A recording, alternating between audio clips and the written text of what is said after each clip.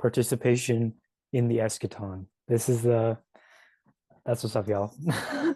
Because what else can compare? The beauty of true communion with God, all of us together, sharing in love. Oh, It sounds kind of gay to me. also, while we're on the topic, I think that this whole beast system might just get demolished by a solar flare, as we've discussed at other times. I don't know how long this will last. I think that, And honestly, you know what? I think that that's wishful thinking. yeah, I don't know, man. Which I is kind of, ironic because we're talking about like the end of civilization. yeah. I mean, we've already discussed this, but I kind of see it as like we have these two streams. Again, I don't think it's quite so dualistic as Pisces, but these two different modes of society. And I think that maybe 100 years from now, maybe even less, like one of them, the one that is reliant on digital electronics and stuff, will get like wiped out. I think that very well might happen. And then the people who will carry the new age, essentially, the people that will be in the new age will be those who prepared and like those who moved to Alaska. Right. Not like I yourself. One of the YouTubers that I'm interested in is this guy, Suspicious Observers, talking about how there's going to be this big catastrophe, essentially, involving a massive solar flare. It's pretty whack. And yeah, but I think it would be so chaotic that like we're not going to have perhaps like AI. Perhaps there's a way that AI could be good and stuff like that. Perhaps it'll participate in this Well, eventual. yeah, 100%, but not before it fully like becomes an embodiment of the beast described in Revelation. Yeah, I'm kind of pretty of that mind as well. I think perhaps ultimately, maybe one day it'll participate in the glorification of technology and stuff.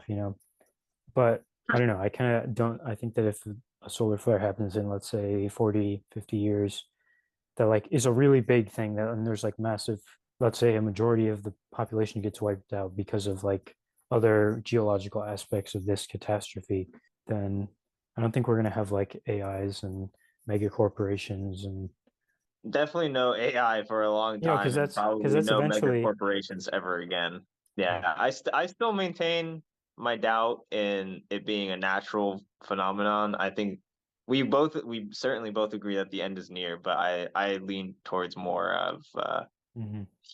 human cause for that. Yeah, yeah. I mean, well, I don't know, but then you get, if we think like perhaps it would be like we don't like to think about like a punitive God, but like God judging, if somebody's doing heroin, God judges them by like the suffering that they like, not just the suffering, but like,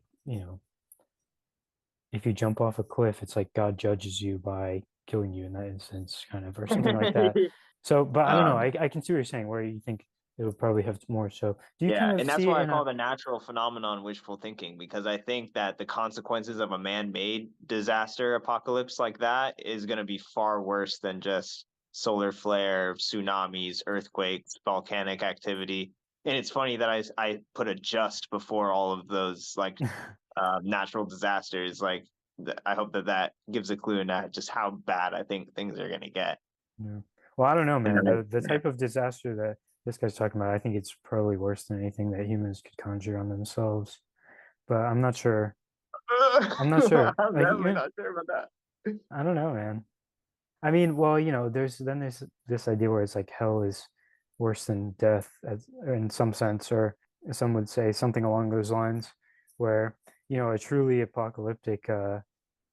So you're not talking about like, I think we both agree that there's going to be like this techno beast system, but when you're talking about the actual kind of like some End of the ion like definitive, apocalypse.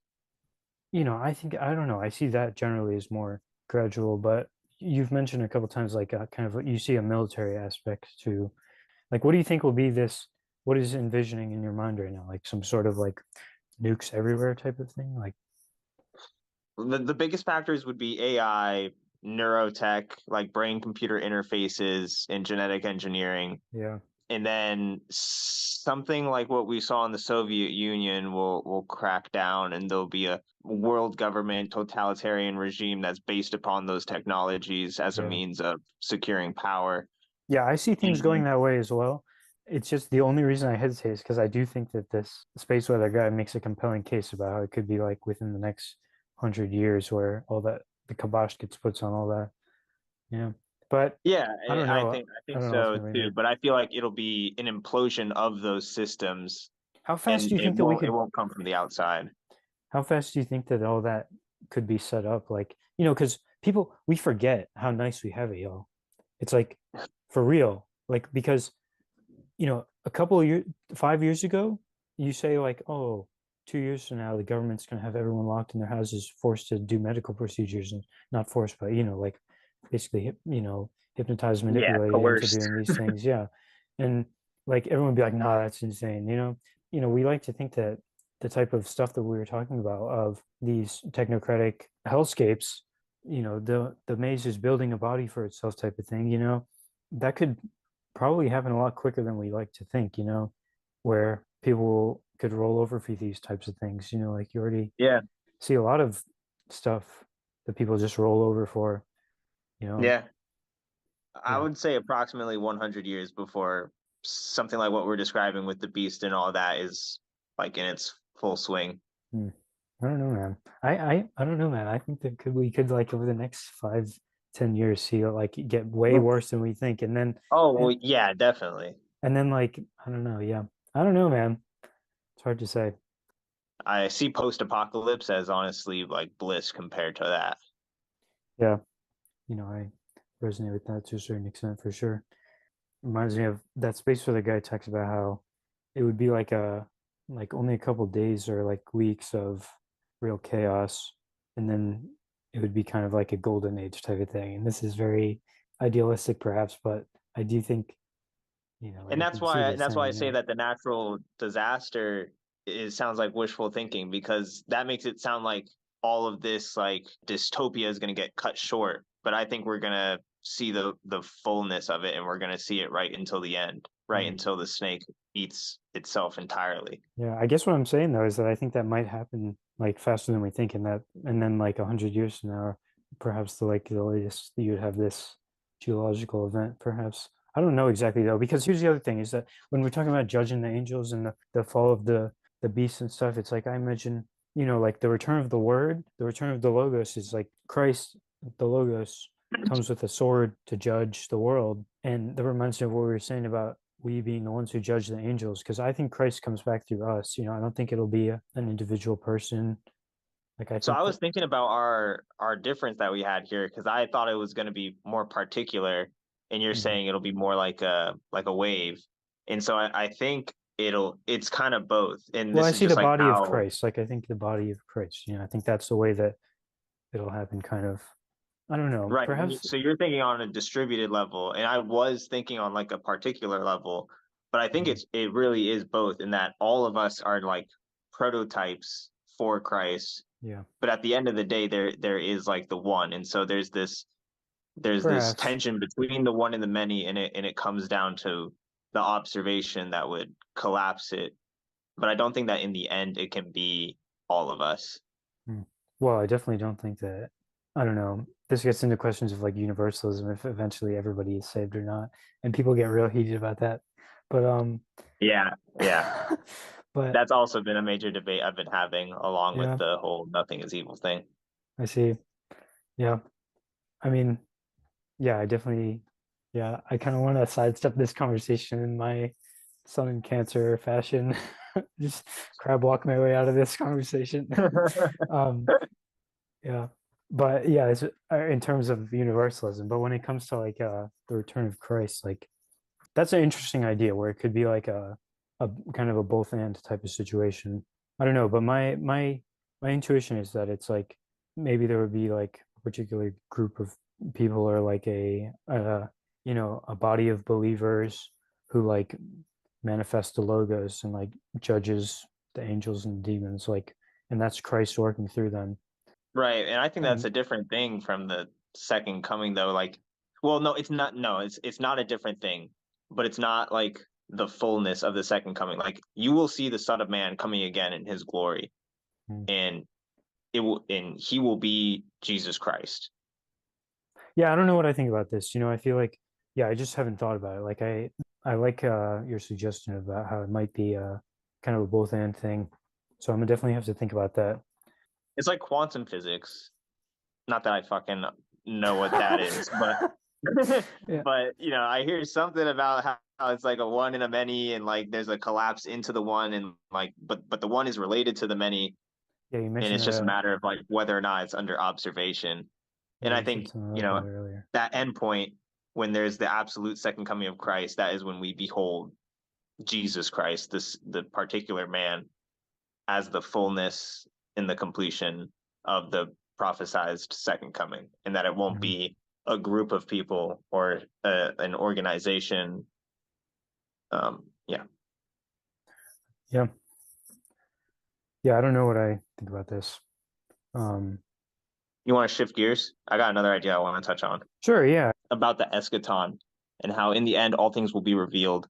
If you really believe that in its fullness, it means that everyone essentially already knows all of your secrets, and you can't do anything behind anyone's backs, and everyone will know everything that you did in private. You will come to know everything about yourself that you denied.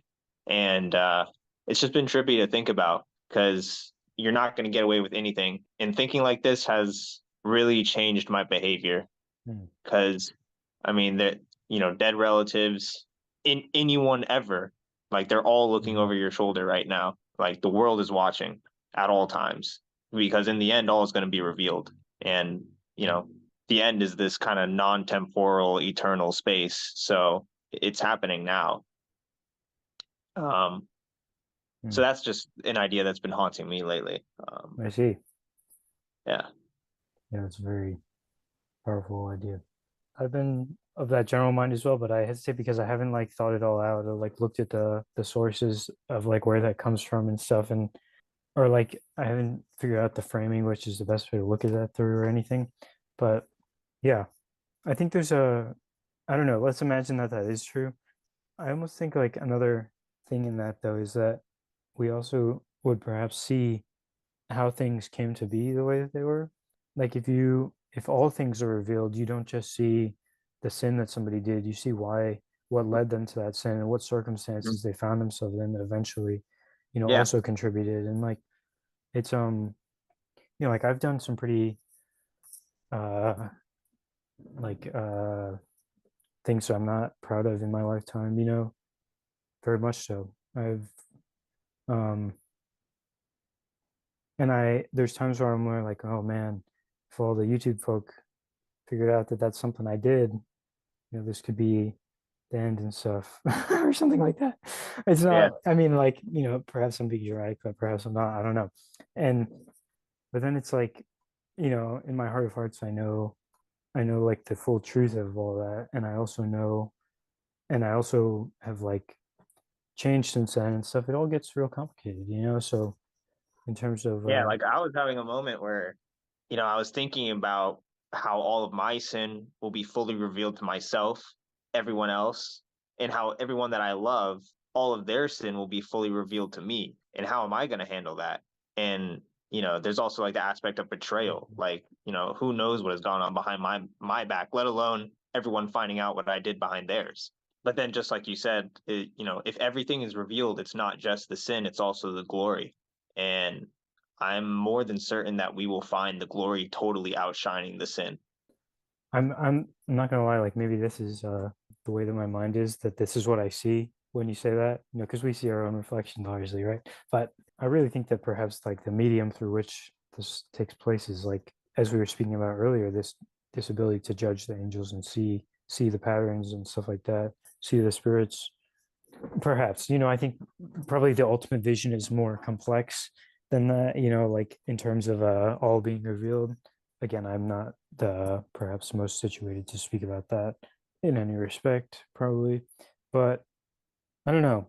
Do you think all of that's in this time frame as well? Because do you know what's up with like the whole difference between, I'm pretty sure the second coming and the New Jerusalem are hand in hand type of thing, right? And we talk about the ultimate consummation of creation, like the ultimate reunification. Is that like, this is with the second coming? Yeah, Yeah, that's I my think so. impression as well. Yeah. I don't actually.